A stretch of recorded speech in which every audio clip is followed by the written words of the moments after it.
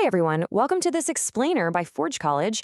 So, picking right up from our last lesson on integration architecture patterns and decisions, today we're going to figure out how to make our data actually flow, continuously and securely without accidentally breaking the internet or, honestly worse, double charging your users. Let's get right into it. Right off the bat, in the Web3 world, we hit this massive friction point. On one side, you've got the instant, transactional world of on-chain programs, where everything is definitive, exact, and locked in. But on the other side, we have the off-chain systems, and that side is asynchronous, heavily delayed, and, let's be real, a bit of a chaotic Wild West. Here's our engineering blueprint for today. We'll be hitting 1. Bridging the boundary. 2. The postal route. 3. River locks. 4. Handling the chaos. And finally, 5. Finalizing the blueprint. All right, kicking things off with Section 1, Bridging the Boundary, on-chain versus off-chain. To push data safely across this tricky boundary, we essentially rely on two main tools. First up is event propagation, which uses append streams to track user activity history. The second is state propagation, which sends these heavy, authoritative snapshots of the entire system. But a quick word of warning. Each of these patterns has its own very distinct failure mode that we absolutely have to engineer around. Let's zoom in on event propagation for a second. This is where your off-chain components transmit individual domain events, like, say, a deposit confirmed alert. It's computationally cheap and it's super fast. But here is the major catch. Webhooks and pub subsystems, they love to accidentally deliver the exact same event twice. Or 3 times, kind of like a needy ex texting you the exact same message over and over again. Which brings us to Section 2, the postal route, and understanding independency. To solve that duplicate delivery problem, we really need to think of event delivery like a postal route delivering packages. So the crucial concept here is idempotency, which, is a fancy engineering term, but it literally just means, please don't charge my users twice for the exact same package.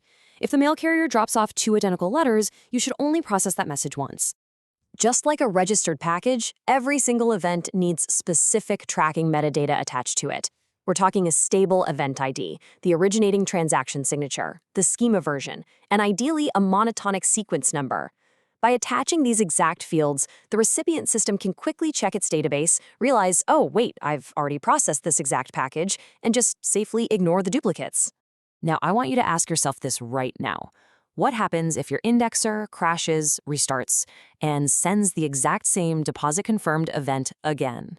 Well, if you trust that incoming event blindly without an idempotency table acting as your bouncer at the door, your DApp is absolutely going to accidentally credit a user's off-chain balance twice, and nobody wants that.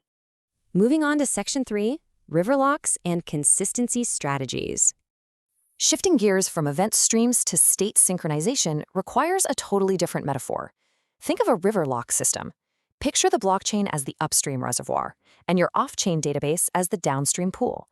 Waiting for the water to perfectly level out before acting, that's strong consistency. Letting it flow naturally with some lag, that's eventual consistency. This trade-off is a huge part of integrating ecosystem protocols in Solana, and it fundamentally shapes how your decentralized app performs. A really great question to ask during your design phase is simply this. Does the user really need to see their exact balance this exact microsecond? Unless it's a critical, high-value withdrawal, you definitely shouldn't freeze the whole system just because an angry user is out there mashing the refresh button on their dashboard. So here is your golden rule to take away. Push strong consistency to the narrowest critical path possible. Use it strictly for those final balance checks before money actually leaves the system. For everything else, rely on eventual consistency for your UIs and analytics to keep your app feeling incredibly fast and always available. But, what happens when the eventually consistent systems drift a little too far apart? That's exactly where a reconciliation job comes in. When the downstream pool inevitably diverges from the upstream reservoir, this scheduled gatekeeper runs deterministic merges, basically a simple flush and refill operation to restore perfect parity with the chain. All right, Section 4, handling the chaos, errors, and recovery. So what actually happens when things go horribly wrong?